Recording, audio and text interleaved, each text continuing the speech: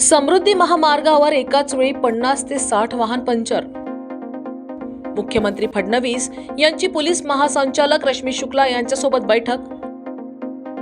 केंद्रीय सामाजिक न्याय मंत्री रामदास आठवले परभणीत दाखल. तारापूरमध्ये भीषण आग, 3 कारखान्यांना आगीची झळ. पुण्यातल्या पबमध्ये पार्टी आधी कंडोमचं वाटप. सोमवती अमावस्येनिमित्त जेजुरी गडावर भाविकांची गर्दी. येळकोट येळकोट जय मल्हार, जेजुरी गडावर सोमवतीची अलोट गर्दी.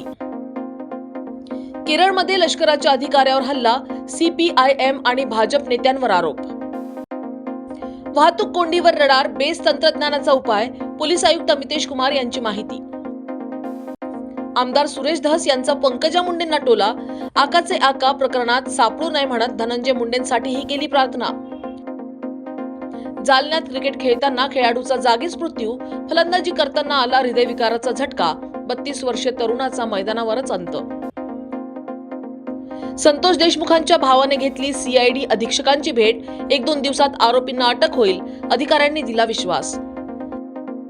नवरी नटली, नवरा माझा नवसाचा 2 फेम हेमल इंगळेंच्या घरी लगीनघाई. संतोष देशमुख हत्याकांड चौकशीनंतर महिलेचे बँक खाते गोठविले. सेन्सेक्स निफ्टीच्या पडझडीत फार्मा कंपन्यांची चांगलीच कामगिरी.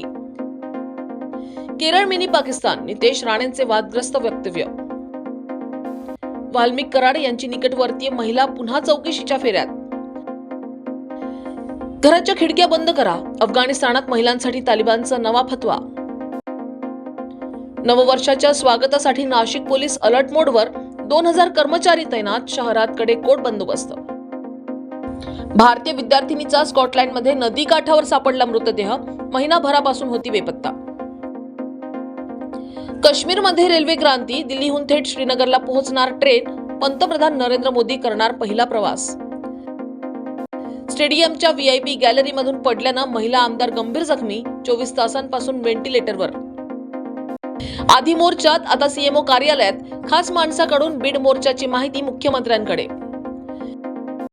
चंद्रपुरात पार पडली बॅलेट पेपरवर निवडणूक, 91% मतदारांचा EVMला विरोध. इस खबर के प्रायोजक है शिवशंकर आयुर्वेदिक क्लिनिक, अनुभवी डॉक्टर्स से सज्ज, सभी प्रकार के आयुर्वेदिक दवाइयाँ मिलने का एकमात्र स्थान.